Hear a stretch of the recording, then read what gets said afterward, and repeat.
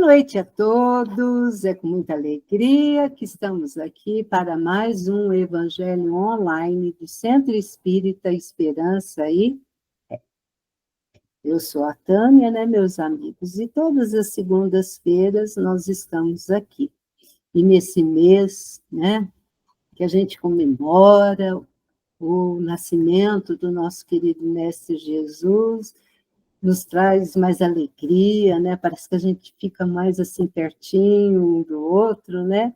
Então, nós estamos aqui para falarmos de Jesus. Mas antes de iniciarmos a nossa reunião, como é de costume, fazemos uma leitura inicial. A nossa leitura hoje, que é feita pela nossa amiga Solange, parece que é grande, mas não é grande, é um poema, né, Solange? Seja bem-vinda, Solange. Boa noite a todos, Tânia. Obrigado mais uma vez, né? Mais uma segunda. É, Jesus, né, Solange? Isso. É esse. Isso. Jesus, divino Senhor, fez-se humilde servo da humanidade. Pastor supremo, nasceu na manjedoura singela. Ungido na providência, preferiu chegar ao planeta, ao espesso manto da noite, para que o mundo lhe não visse a corte celestial. Orientador nas esferas resplandecentes, rejubilou-se na casinha rústica de Nazaré, construtor do orbe terrestre. Manejou serrotes anônimos de uma carpintaria desconhecida. Prometido dos profetas, escolheu a simplicidade para instituir o reino de Deus. Enviado às nações, preferiu conversar com os doutores na condição de criança.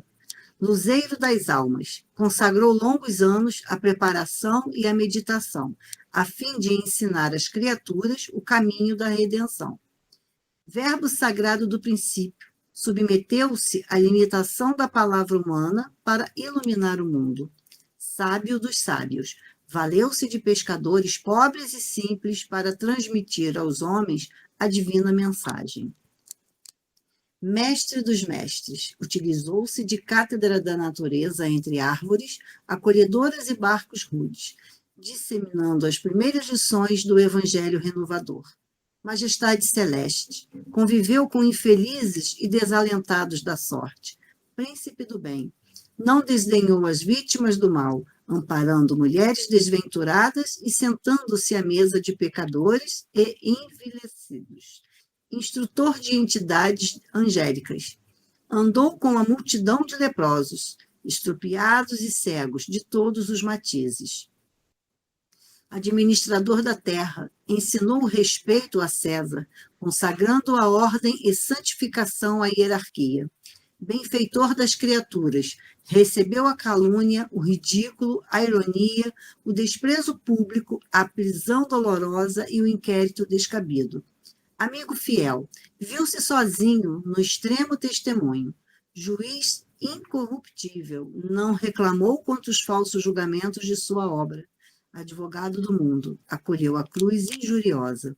Ministro divino da palavra, adotou o silêncio ante a ignorância de seus perseguidores. Dono do poder, rogou perdão para os próprios algozes. Médico sublime, suportou chagas sanguinolentas. Jardineiro de flores eternas, foi coroado de espinhos cruéis. Companheiro generoso, recebeu açoites e bofetadas. Condutor da vida, aceitou o crucifixo entre ladrões. Emissário do Pai, manteve-se fiel a Deus até o fim.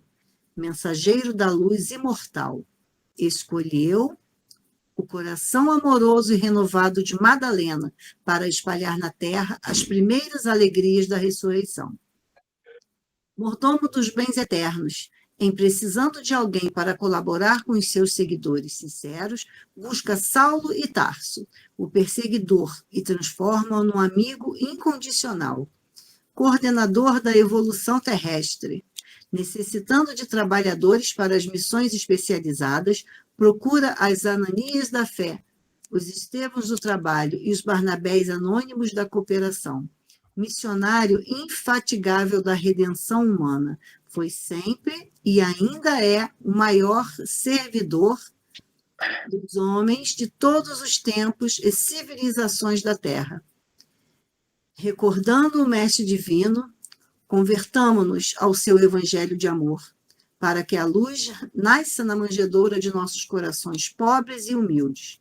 E, edificados no seu exemplo, abracemos a cruz de nossos preciosos testemunhos, marchando ao encontro do Senhor, no iluminado país da ressurreição eterna. Antologia mediúnica do Natal, Espírito Emmanuel, psicografia de Francisco Cândido Xavier. Essa leitura inicial ela foi longa, mas eu vi que ela bate muito com o nosso tema da noite, né? Então, deu aí um, um preâmbulo do que vai ser a noite, né? Estou até aqui arrepiada. E eu vejo assim, né? As energias vão nos chegando e a gente vai ficando mais firme na nossa caminhada. E agora eu vou convidar a nossa amiga Keila, que irá fazer para nós a nossa oração inicial. Keila, querida, seja bem-vinda. Boa noite a todos. Boa noite, querida. Eu convido a todos agora, neste momento, a elevar o pensamento e pensar no nosso Divino Mestre Jesus, né, que esteve entre nós, para tão simplesmente nos mostrar, através dos nossos atos, através das nossas ações, né, como que nós devemos fazer para sermos aí espíritos perfeitos, né? Então, vamos pensar nele, agradecer a presença dos bons amigos espirituais, que neste momento vêm, né, para fazer parte aí da nossa reunião, e que essa vibração, ela chegue a todos os lares dos nossos familiares, a todas aquelas pessoas que nesse momento a gente sabe que por um ou por outro motivo está passando, né, por alguma situação que precisa aí, né, dos nossos pensamentos, das nossas preces, né? Então, cada um aí no seu coração que pense nessa pessoa, né, que às vezes está próxima, às vezes não tão próxima, e que nesse momento precisa desse afago gostoso, né, dos bons amigos aí espirituais. A gente não esqueça, né, dos nossos irmãos menos favorecidos, que nesse Natal, né, às vezes não vai ter aquela mesa farta, né, às vezes roga aí por um pedaço de pão, né, então que o nosso coração possa se abrir à caridade, né, que foi o principal ensinamento aí de Jesus, não só no Natal, né, mas no Natal a gente sabe que as pessoas elas acabam ficando até mais solidárias, né, e é um momento muito bonito, né, porque a gente sabe que os espíritos eles vêm nos dizer que a vibração da Terra ela aumenta, né, então é um momento que mesmo que breve, né, que o ideal era que a gente já tivesse numa vibração mais alta, mas que nesse momento, né, dezembro é um mês que a vibração da Terra ela aumenta um pouquinho, né, então a gente vibre mesmo muito alto, que possa chegar a todas as pessoas, né. Convidar todos para a gente fazer a oração, né, que Jesus deixou para nós, né, então, em pensamento aí, vocês me acompanhem, que é o Pai Nosso, que estais em toda parte, santificado seja o teu nome, no louvor de todas as criaturas. Venha a nós o teu reino de amor e de sabedoria, e seja feita a tua vontade, acima dos nossos desejos, tanto na terra quanto nos círculos espirituais. O pão nosso do corpo, da mente, dai-nos hoje. Perdoa as nossas dívidas, ensinando-nos a perdoar nossos devedores, com esquecimento de todo o mal. Não permitas que venhamos a cair sobre os golpes da tentação de nossa própria inferioridade. Livrai-nos do mal que ainda reside em nós mesmos. porque só em ti brilha a luz eterna do reino e do poder, da glória e da paz, da justiça e do amor para sempre. Assim seja. Que assim seja, minha amiga. Cida, eu vou fazer uma apresentação, talvez eu vou te derrubar. Torne a entrar de novo, tá? Meus amigos, agora eu vou convidar a Odília, que irá fazer para nós uma leitura das obras do nosso querido Allan Kardec, né?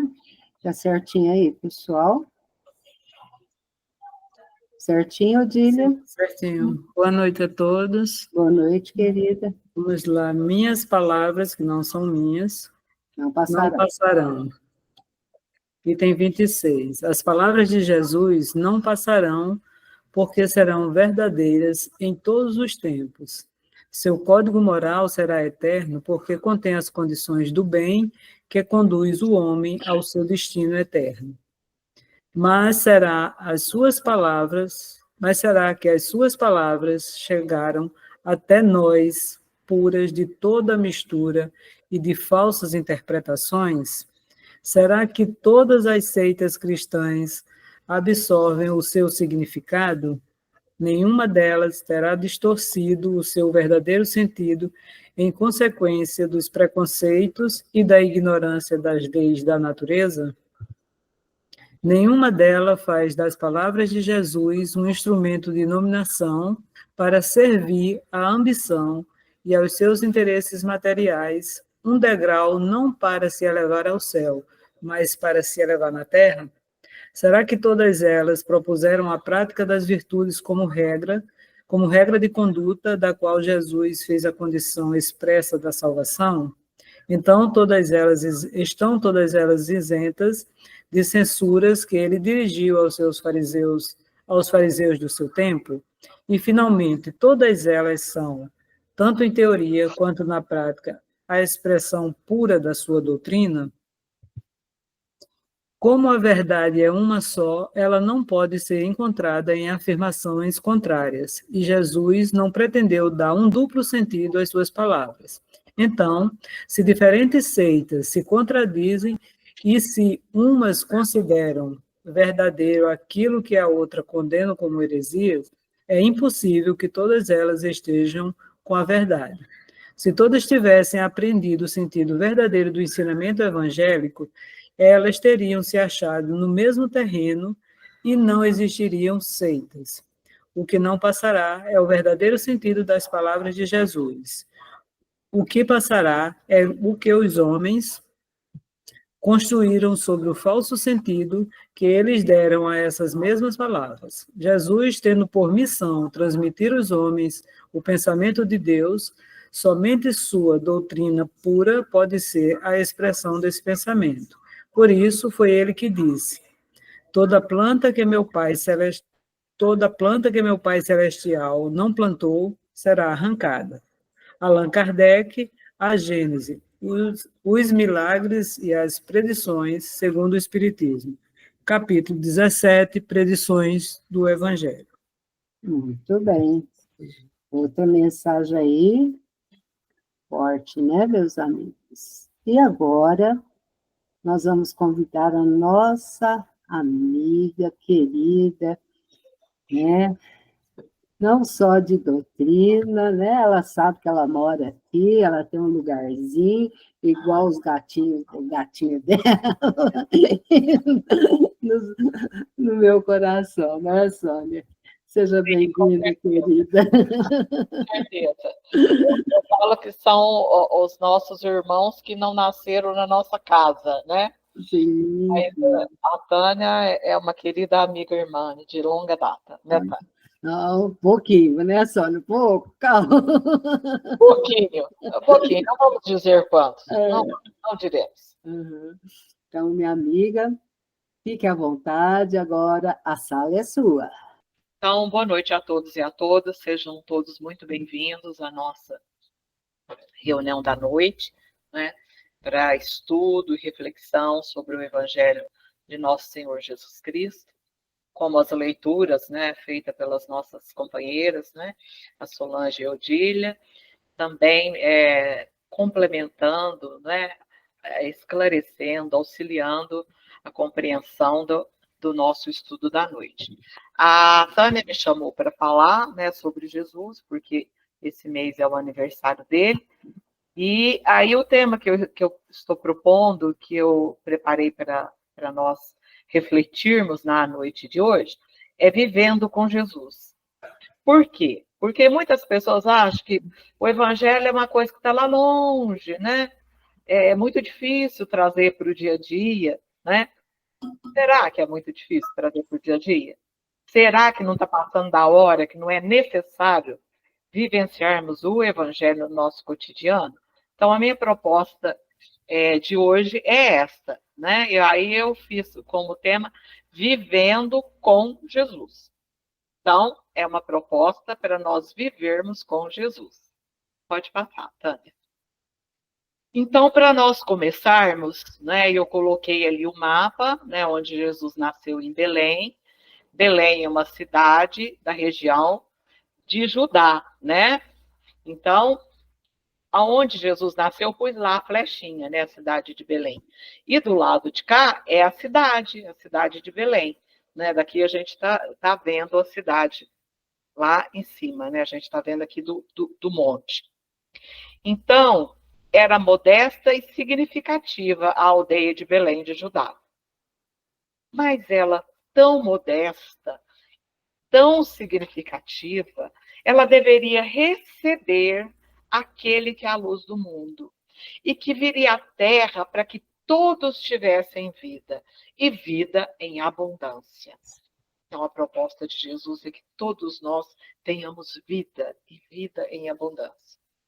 Como é que esse divino amigo chegou? Ele chegou discreto, como a brisa agradável e perfumada no entardecer abrasador, produzindo bem-estar e alegria de viver. Então, gente, o mundo ele estava incendiado pelo fogo devorador das paixões asselvajadas que dominavam todas as criaturas. Mas naquele momento, não é, do nascimento de Jesus, gente, formou-se como se fosse uma paz, uma calma, uma brisa suave, dando a entender que algo muito importante estava acontecendo, né? E essa coisa muito importante que estava acontecendo é o nascimento do nosso querido Jesus. Pode passar, Tânia.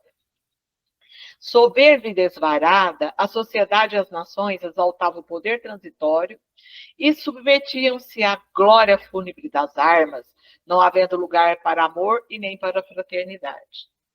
Então, vocês viram, era uma vez e é ainda, né? A gente ainda está preocupado com o poder transitório, ainda está colocando a força nas armas, né? Não no amor, na palavra amorosa, né? O monstro da guerra devorava as vidas que se lhe integravam inermes, e o jogo das forças trucidava quaisquer possibilidade de esperança e de paz, né? Então, a guerra, né, de dominação estava presente naquela época. Temos hoje ainda, né? Vivemos ainda essa belicosidade que o ser humano ainda não conseguiu combater dentro de si. A ilusão dos valores terrestres permanecia, sombreando a claridade da justiça e a oportunidade de vivência digna sem manchas, né? Então, nós ainda estamos nessa ilusão, né, de valorizar mais as coisas da terra do que as coisas do espírito, né? Então, eu falo que entre o nascimento e a morte, a gente passa 24 horas brigando por coisas que não são nossas e que não levaremos. Olha que coisa mais insana, não é? Então, entre o berço e o túmulo, nós deveríamos construir coisas boas, né, que nós levaremos quando daqui partirmos, né? Mas a gente fica aqui nessa ilusão ainda, né? Todas as profecias que anunciavam a era da verdade elas foram confundidas por Israel com o desejo doentio de dominar outros povos, quando chegasse o seu Messias, que desejavam seria sanguinário e sangrento.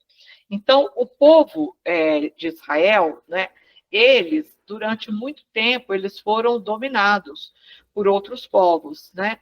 Eles foram cativos, eles viveram no cativeiro no Egito mais de 400 anos, 430 anos. Eles foram também cativos dos povos da Babilônia, né, por mais de 50 anos. E, nesse momento, quando Jesus está chegando ao planeta, eles estão sob o jugo do Império Romano. Então, o que eles se sentiam? Como eles se sentiam? Eles se sentiam oprimidos. Então, eles imaginavam que o Messias ia fazer o quê? Que o Messias ia libertá-lo, né, desse jugo, mas um jugo terrestre, né, da dominação e da opressão aqui do planeta Terra. Então, eles achavam que quando chegasse o Messias, né, que era o prometido, e o que esse Messias ia fazer? O povo de Israel é que ia tomar o poder e eles iriam dominar todas as nações. Então, vocês percebem que também é uma necessidade de poder e de dominação, e o foco é aqui na matéria, no planeta, na materialidade, né? Quando nós sabemos que a proposta de Jesus era completamente diferente de tudo isso, né? Pode passar, Tânia. Então, aqui eu coloquei, né, eles escravos no Egito, né, e eles escravos na Babilônia, né? Então, depois de séculos de servidão no Egito e na Babilônia, e de sofrer, né, sobre aí o domínio de outros povos, eles aguardavam um rei. Que jeito que era esse rei? Era um rei poderoso, né, que lhes desse glória terrestre. Tá vendo? Então, está focado no planeta Terra. A presunção dominava as classes privilegiadas que serviam a César para conseguir-lhe migalhas, embora detestasse com todas as forças do seu coração. Os miseráveis avolumavam-se, os sem terra, sem teto, sem trabalho, se entregavam à hediondez do roubo, da ociosidade, nos antros em que se escondiam. Então, gente, lá no povo de Israel tinha a classe dominante, que era a classe rica, privilegiada, né, dos sacerdotes, né, dos doutores da lei. Então, tinha uma classe dominante que queria o poder para ela. Então, ela bajulava o Império Romano. Eles odiavam o Império Romano, porque o Império Romano era um opressor. Mas eles faziam de conta que não estavam odiando, não, para ter privilégios para ele, para a classe dominante. Agora, o povo mesmo sofria sobre o domínio do Império Romano, né, com os impostos todos que tinham que pagar, e também sobre o jugo da classe dominante do seu povo. Então, é um povo miserável, né? Olha lá, sem terra, sem teto, sem trabalho, né? Que não tinham as menores condições de vida. E é para esse povo que Jesus olha, é para esse povo que Jesus fala, que Jesus vem. Então, para eles, é por isso que o povo judeu, né, ainda está esperando o Messias até hoje, porque eles não consideram que Jesus seja o Messias, porque estão esperando um rei, mas um rei de força, de glória, e que vá fazer a nação de Israel mandar sobre todos os povos. E Jesus veio para mudar os paradigmas. O que ele veio nos ensinar era completamente diferente de tudo que se vivia naquela época. Que ele veio nos trazer a lei do amor. Ninguém falava em lei de amor, gente. Falava era olho por olho, dente por dente, era vingança, né? Eram essas coisas. De amor, de amar a todos, de amar o próximo, né? Ixi, isso aí era uma coisa que estava longe. E se a gente não exercitar, ainda continua longe, né? Por isso que eu estou dizendo, vivendo com Jesus, né? Então, as classes em que a sociedade se dividiam caracterizavam-se como dureza de coração no seu comportamento cruel, cruel. Então, aqui eu coloquei aqueles que Jesus sempre combatia nas suas parábolas, nos seus sermões, que são os fariseus e os saduceus, né? Olha lá, os fariseus e os saduceus. Por quê, gente? Porque eles eram a classe dominante e eles queriam sempre estar intrigando Jesus para ver se Jesus caía em contradição, para ver se Jesus caía no ridículo, né? Para ver se deixava ele maus lençóis, apurados, né? Mas sempre Jesus falava dos fariseus e dos saduceus, né? Então, os fariseus e saduceus, eles odiavam-se publicamente, tinham lutas muito.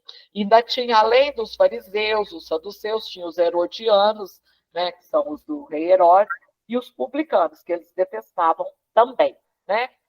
Então, enquanto os homens pobres da terra, os camponeses, eles entulhavam nas cidades, né, com a miséria sem disfarce, né, eles estavam no desprezo e no abandono relegados. Então, é por isso que Jesus fala, eu vim para os pobres, eu vim para os humildes, eu vim para os doentes, né? Então, ele está olhando para essas pessoas que não tinham nada, que achavam que não tinha nem o direito de viver. Então, é para elas que Jesus olhava, é para elas que Jesus falava. Pode passar, Tânia. Então, a paisagem humana era assinalada pela ignorância e pela sordidez nessa situação de miséria econômica, moral e social, né? Mas aí, gente, aqueles dias que foram os dias que prenunciaram o nascimento de Jesus, mudou a psicosfera do planeta. Só da aproximação, né, desse querido amigo que está chegando e da pleiade, né, de espíritos que vieram acompanhá-lo, né, nesse nascimento, mudou completamente a psicosfera da Terra, naquele momento, né? Então, uma aparente calmaria tomou o corpo durante esse período inicial e ele veio comungar com os seus. Quem eram os seus? Aqueles que não tinham ninguém, nem quase o direito de viver. Então, é com eles que Jesus veio comungar. Então, dessa forma, a sua seria a vida mais extraordinária e única, antes e nem depois acontecida. Quer dizer, que nem antes de Jesus nascer, nem depois que ele veio aqui, a vida mais extraordinária que chegou aqui nesse planeta Terra foi o nosso querido Jesus, realmente. Então, ele iniciou o seu ministério da libertação de consciência numa festa de casamento, abençoando a união das almas e preservando a alegria dos corações, e concluiu-a no holocausto em vulgar, numa outra festa, a da passagem, rica de evocações e felizes pelo povo. Então, vamos ver essas duas passagens. A primeira passagem são as bodas de Canaã, né? Quando eles estão lá na festa do casamento e acaba o vinho, e a mãe pede para ele, fala, meu filho, aqui os donos da festa, eles vão passar muita vergonha, né? Estão chegando os convidados e o vinho acabou. E ainda Jesus ainda fala para ela, mãe, você está pedindo, né, que eu comece um trabalho que eu vou fazer, né? Mas como ele era um filho amoroso, ele atendeu a mãe, né? E o que está simbolizando essa festa de casamento? Nessa festa de casamento está simbolizando a união das almas, né? Então, o casamento, as bodas, né? As bodas de Canaã, estão simbolizando o quê? A união de todas as almas e de todos os corações, quer dizer, de todos nós, né? E depois fala aqui, ó, e concluiu no holocausto em vulgar, noutra festa, né? Por quê? Porque depois da crucificação, né, que Jesus foi enterrado, veio o quê? A ressurreição, que, na verdade, o que é a ressurreição? É a passagem, né, da vida corporal para a vida espiritual, porque a vida não acaba, né? A morte não existe. Então, quando ele faz essa passagem, né, e vem encontrar com os seus e dizer que ele não morreu, que ele continua vivo, essa também é uma outra festa. Por quê? Porque é a festa da passagem, onde Jesus veio nos dizer que a morte não existe, que a vida continua, né? E que é a vida em abundância. Então, vocês pensam bem, para aqueles que achavam que tinham perdido o mestre, que ele tinha morrido, que ele tinha ido embora, ele falou, não foi embora, né? Eu estou aqui, estarei convosco até o final dos tempos, né? Quer dizer, qual que é a promessa de Jesus? Que ele vai estar conosco todos os dias de nossa vida, sempre, né? Olha que promessa mais maravilhosa. Então, nós nunca estamos sozinhos, porque Jesus está sempre conosco, né? Então, quando a gente se sentir aflito, sobrecarregado, achando que está sozinho, nunca estamos sós, né? O nosso divino amigo sempre está conosco, né? Então, por isso, a sua doutrina é uma doutrina que foi trazer amor, paz e esperança, né? A sua mensagem, gente, ela é impregnada de ternura, né? E ela objetiva alcançar quem? A todos os seres humanos, né? Mas especialmente favorecidos, né? E havia sido excluídos do convívio pelos outros, aqueles que perderam tudo. Aqueles que perderam tudo, menos o direito de ser amados, e de ser amados pelo Mestre Jesus, né? Então, ele os amou como ninguém, e jamais o fizeram igual. Ninguém nunca amou os desvalidos, os pobres, né? Igual Jesus amou. Então, elegeu-os como seus irmãos, com eles conviveu, com eles se alimentou, ele ensinou para essas pessoas que não tinham nada a elevação, a dignidade, e convidou a todos nós para a renovação íntima e pela luta pela sublimação, que deve ser a nossa luta diária, né? A nossa renovação íntima, né? Para que nós possamos galgar mais um degrau na lei do progresso. Também por eles foi respeitado e ouvidos, deixando-lhes marcas inconfundíveis nas suas lições, que transformaram algumas de suas vidas debilitadas, né? Então, aqui eu pus aqui a imagem, né? Uma mulher da Samaria, quer dizer, a mulher samaritana do poço, né? Então, gente, a mulher samaritana, essa passagem, né, da mulher samaritana, gente, ela é muito significativa. Por quê? Porque os samaritanos, eles eram detestados. Por quê? Porque eles praticavam, não é, as leis de Israel, mas na pureza. Eles não gostavam daqueles orgulhos, daquelas coisas lá dos fariseus e dos saduceus e lá do templo de Jerusalém. Então, o que eles fizeram, os samaritanos? Porque o templo só existe um, que é o templo de Jerusalém. Nas outras cidades, nas outras aldeias, tem as sinagogas, mas o templo é um só, não é? Que é o templo de Salomão, lá em Jerusalém. E aí, o que os samaritanos fizeram? Eles não concordavam com aquelas coisas lá que os fariseus e saduceus estavam fazendo. O que eles fizeram? Eles fizeram um templo para eles na Samaria, gente. Isso aí foi, assim, uma coisa medonha. Então, eles detestavam os samaritanos. E por isso é que Jesus sempre nas parábolas falava de samaritano, né? Por quê? Que era para reconciliar, que era para entrosar os clãs primitivos e não ficar separado, né? Não ficar aí esse distanciamento entre os irmãos, né?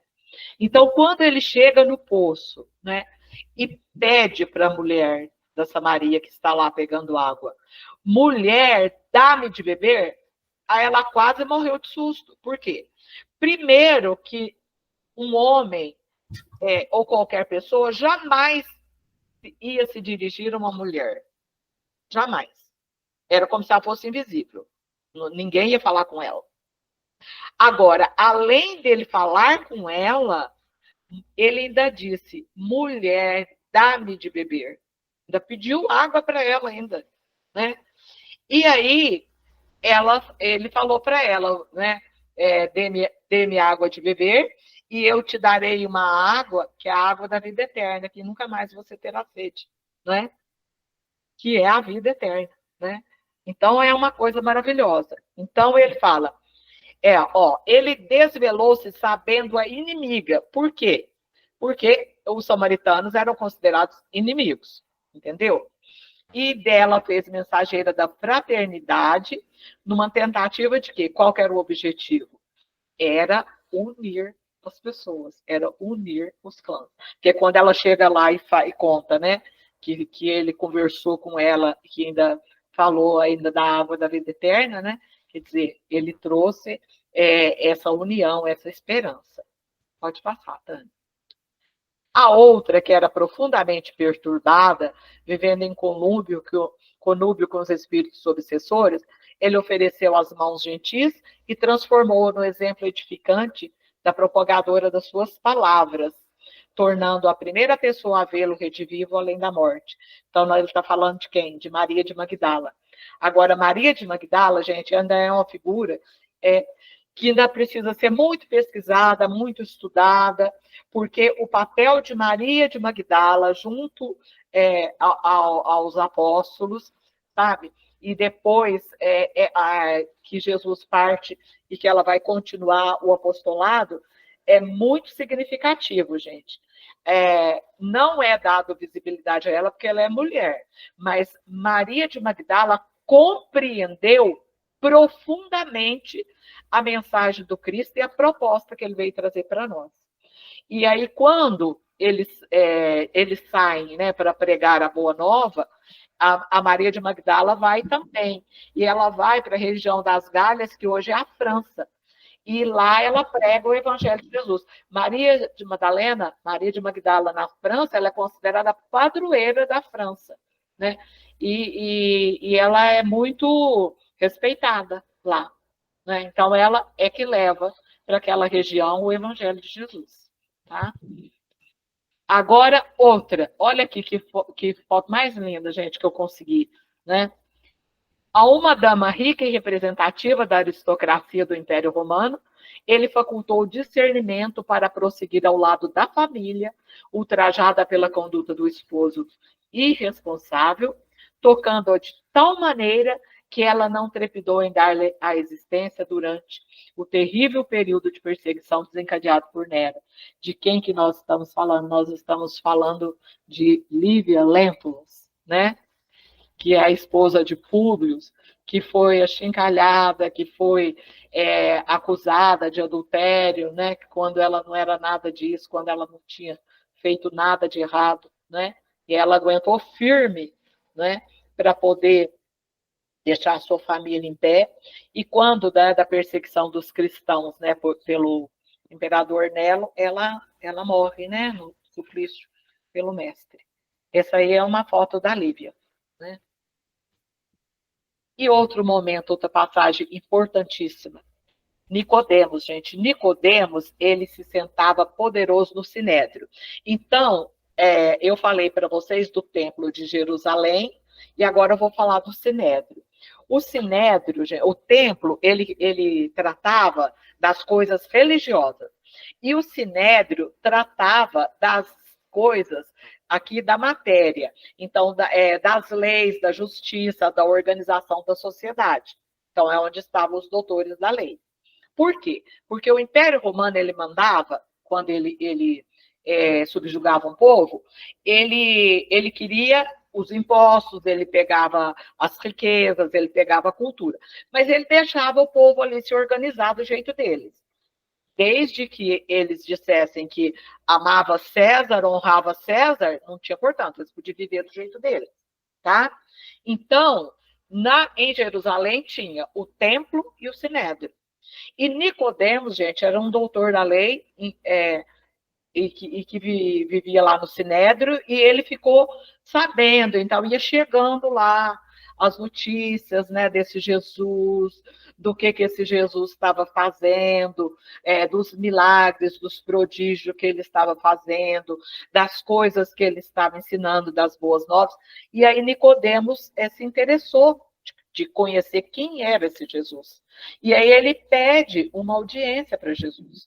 E Jesus recebe Nicodemos, né? Então ele foi atendido e ele conversa longamente com Nicodemos e ele mostra para Nicodemos que a morte não existe, né?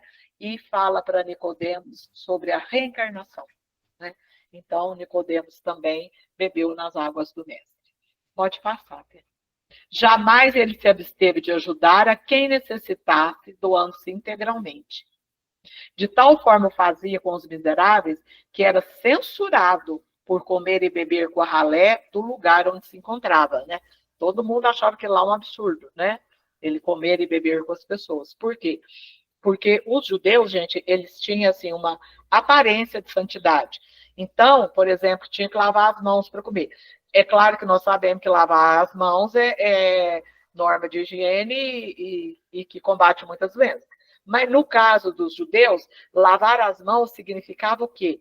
Que eles estavam puros, né? Então, era uma prática exterior onde eles demonstravam a pureza deles, né? Por isso é que Jesus falava assim para eles, que eles eram túmulos caiados, né? Então, quando Jesus fala túmulos caiados, por quê? Porque está branquinho por fora, mas lá por dentro a gente sabe como é que está, né? Pode passar, amada. Então, agora, eu vou falar das parábolas de Jesus e como é que cada parábola tinha um ensinamento e como é que a gente, vivendo com Jesus, vai viver esses ensinamentos nos dias de hoje, né? Então, elas estão ricas, né, de informações, mas muito de ensinamento sobre o comportamento moral e ético do ser humano. E as parábolas são atualíssimas. Elas são tão atuais que elas servem para processos terapêuticos para a cura das nossas almas. Principalmente nesses momentos que a humanidade está passando, por muitos sofrimentos, são dores na alma, dores morais. As parábolas, gente, elas são processos terapêuticos que nós podemos usar no nosso dia a dia. Pode passar, Tânia. O bom samaritano é a proposta íntima de quê? De compaixão e misericórdia. Então, viver com Jesus é aprender a compaixão e aprender a misericórdia. O filho pródigo, qual é o ensinamento superior? É o ensinamento do arrependimento e da reabilitação de que todos nós necessitamos. Então, viver com Jesus é nós aprendermos a arrependermos, né, das nossas faltas e nos reabilitarmos perante nós mesmos e perante os nossos irmãos e perante Deus. Tem também a parábola das virgens loucas, né, e as prudentes. Essa parábola das virgens loucas é muito pouco conhecida, né? Mas eu vou só contar rapidamente, porque o nosso horário está bem avançado. Mas o que a parábola das virgens loucas estava nos ensinando? A poupança e o equilíbrio. Então, viver com Jesus é viver com parcimônia, viver com equilíbrio. Vou contar um pouquinho da parábola das virgens loucas e as prudentes. Então, cada uma elas estavam esperando o noivo. E cada uma delas ganhou uma lâmpada e o azeite. Lâmpada por quê? Porque era naquela época de luz elétrica, né, gente? Então, era uma candeia e o azeite. E falou que era para acender só na hora que o noivo fosse chegar. Mas ela estava tão aflita com essa chegada desse noivo, que elas acenderam essas candeias. Então, a hora que o noivo chega, olha lá o noivo chegando. Gente, não tinha mais luz para iluminar o noivo. Não tinha mais luz. Por quê? Porque elas tinham gastado todos os óleos das candeias, né?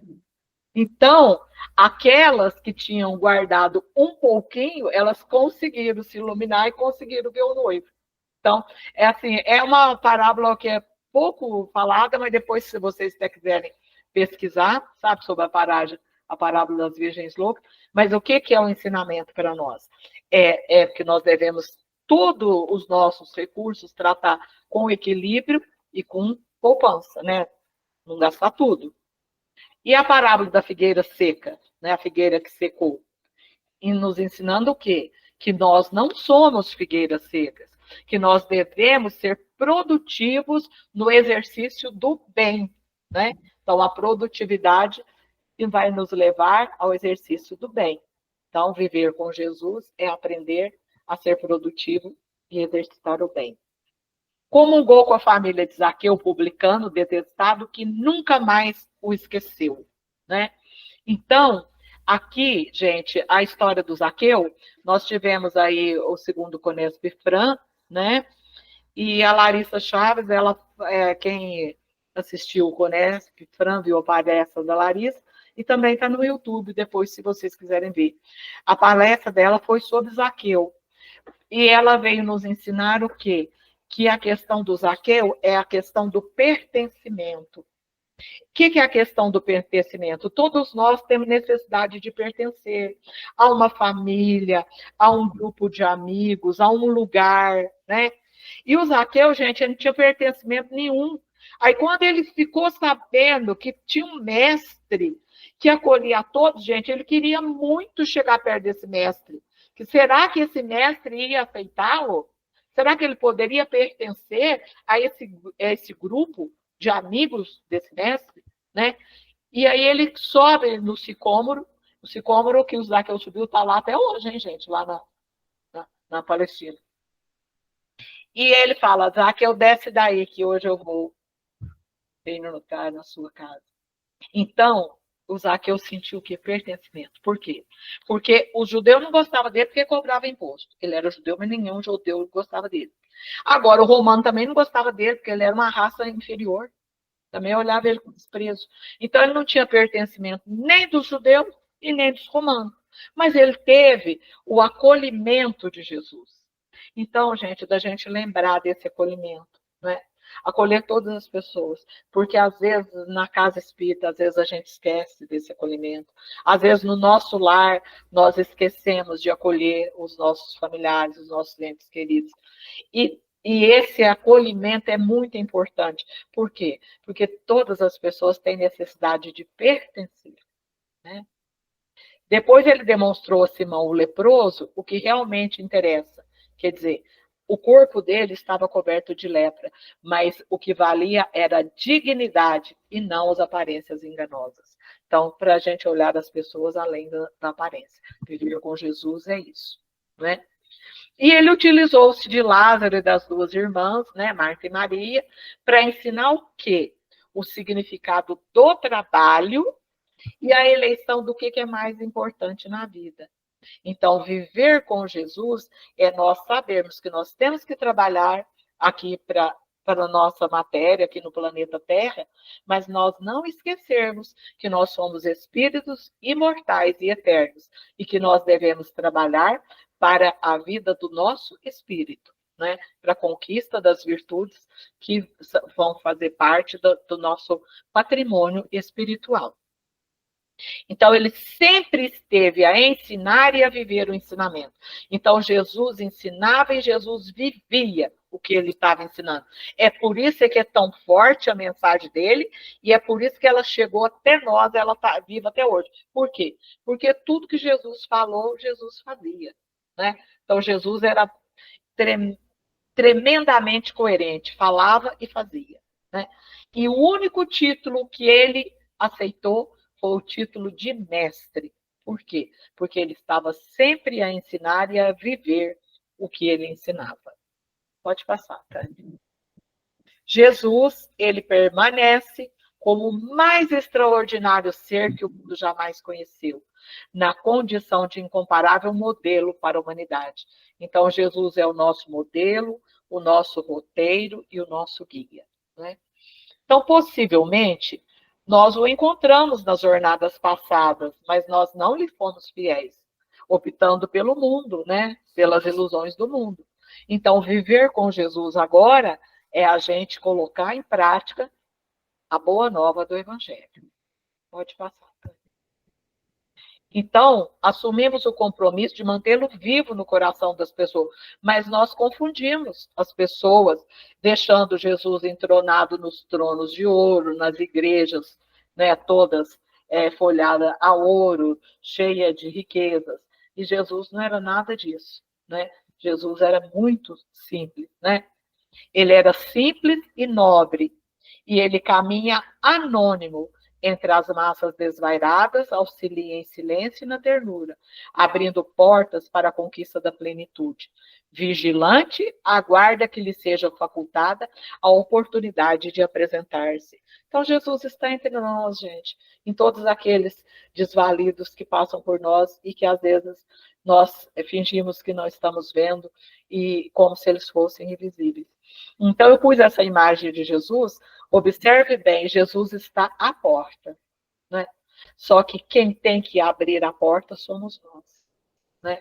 Então, nós é que abrimos a porta do nosso coração para que ele entre, né? A porta vai abrir do lado de dentro. E esse do lado de dentro, né, é a porta do nosso coração que nós devemos abrir para que Jesus possa entrar. Se, porém, ainda não o encontramos, devemos parar e reflexionar, direcionando os nossos passos rumo a Jesus. Compassivo e afável, ele está perto de nós. Então, Jesus não está longe, Jesus está dentro de nós, Jesus está perto de nós. Busquemos viver com ele. Não podemos adiar esse momento, a fim de que não venhamos a fazê-lo tardiamente, como nós já fizemos outras vezes, né? E se nós já o encontramos, mas não nos deixamos arrastar pela força do seu amor, vamos agora nos recompor e nos entregar a ele, enquanto o tempo urge. Pode passar, tá? Ainda hoje, de alguma forma, a fidelidade a Jesus é vista como comportamento patológico, alienação, covardia moral, né? Então, se a gente falar que é seguidor de Jesus, tem muita gente que tem vergonha, né, de falar, né? Então, os seus servidores não encontram espaço no mundo em que triunfam equívocos, onde são laureados criminosos, aqueles que matam em nome da pátria, da política, da fé religiosa, dos preconceitos. Jesus, porém, vela pelos seus continuadores e prossegue convocando os seus trabalhadores para que permaneça na seara imensa, onde os poucos fiéis devem viver em vigília de amor e de perdão, de misericórdia e de compaixão, experienciando a caridade.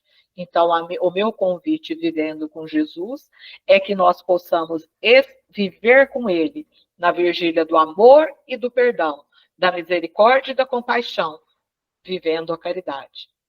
Cristão sem testemunho é solo árido, dominado pela seca e pela morte. O testemunho de qualquer natureza, mesmo aqueles interiores, silenciosos, são a condecoração de quem ama Jesus e resolveu por servi-lo. Então, que todos nós possamos abrir as portas do nosso coração, receber o Mestre Jesus e sermos os seus trabalhadores. Muita paz a todos. Soninha, pode Oi? continuar falando, Soninha. Agora eu quero escutar. Como é tão gostoso ouvir Jesus. Dorothea, ela foi muito feliz, ela fez um fechamento Isso. das parábolas ali, com coisa que ela tivesse assistido todas as nossas reuniões. Tá vendo como que a espiritualidade Você está trabalha? vendo? Então, nada é por acaso, né, amada Não, Tânia? aí que a gente está vendo. As parábolas, gente, elas são recursos terapêuticos. E como atualmente a humanidade está doente da alma, né? Então, Sim. as parábolas são recursos maravilhosos que nós podemos utilizar e devemos, né? Mas foi maravilhoso, Soninha. Você foi assim, ó, iluminada. Você pegou assim, foi, fechou. Você acha que ajudou um cadinho? Eu agradeço. Ai, Não ajudou um cadinho, ajudou muito. Gratidão, amada. Obrigada. que nós não tenhamos vergonha de Jesus, né? É porque essa materialidade, né, essa superficialidade, às vezes as pessoas têm vergonha de O dizer, termo é esse, vergonha, né? é De vergonha. falar, Mas de nós falar. devemos falar que somos seguidores de Jesus, né, vibrando, né, e o Sim, nosso amor transparecendo. Né? sim. Não, essa energia toda que ele nos passa, né? Que tem, igual o pessoal aqui que me acompanha, aqui que está sempre aqui nas janelinhas, eles sabem que dia de segunda para mim é super pesado. Tem segunda que eu chego aqui para baixo. Aí a gente vai ouvindo o Evangelho de Jesus, aí a gente vai levantando, Aí né? está restaurada, né, Tânia? Eu falo assim que a gente põe o dedinho na tomada e vamos continuar a caminhar. Eu falo para as meninas que é o combustível da semana, É verdade, não é? é verdade. Mas foi muito bom, amiga. Que Jesus continue sempre te abençoando, Que seja, Tânia. iluminando, amparando, para que você continue aí divulgando os ensinamentos dele. E esperamos contar com a senhora o ano que vem, hein? Se A Deus senhora quiser. possa. Se Deus quiser, amiga. Tânia, se chamar, eu venho. Eu sei. A pessoa muito oferecida, se chamar, vem. Não. Ai, que venha sempre, graças a Deus, né? Mas foi muito bom, Sani. Gratidão, minha amiga. Eu que Fica agradeço. conosco para a gente fazer agora o nosso encerramento, tá? Sim, Tânia, ficarei. Antes de fazermos o encerramento, meus amigos, quero convidá-los para a nossa última reunião do ano, que será na próxima segunda-feira, dia 16, onde nós teremos aqui a nossa amiga, a prima da nossa companheira Solange, do Rio de Janeiro. Ela virá fazer para nós o estudo da noite, Jesus Espírita. O que será que a Fernanda vai trazer para nós, né, Solange? Estamos aqui ansiosos para que a gente possa ainda mais fortalecermos com Jesus, nosso mestre, nosso guia e nosso modelo. Então, fica aqui o nosso convite, tá bom, meus amigos? E agora, nós vamos para o nosso final, as nossas aguinhas já estão aí. Vamos agora serenar nossos corações, as nossas mentes. Vamos abrir a porta, vamos lembrar daquela mensagem, aquela gravura que a nossa amiga Sônia nos trouxe de Jesus adentrando para dentro dos nossos lares. Está perto de cada um de nós, abençoando, iluminando todo o nosso lar de amor, de paz e de harmonia. Que essa energia que nos fortalece na caminhada possa chegar a todos os nossos entes queridos, os nossos amados, mas também aqueles nossos irmãos que tanto necessitam, que estão nos casas de saúde, que estão nos presídios, que estão perambulando pela rua. Então, que essa energia boa possa chegar até eles, mas que eles também possam, juntamente com a equipe do Sr. José Marques Garcia, fluidificar as nossas águas com medicamento, cada um tanto para o refazimento do nosso corpo espiritual e retirar o nosso corpo material. Rogamos também, Senhor, que possamos receber, através do passe, essas energias benéficas, esses fluidos que são manipulados no universo, que chegue até nós.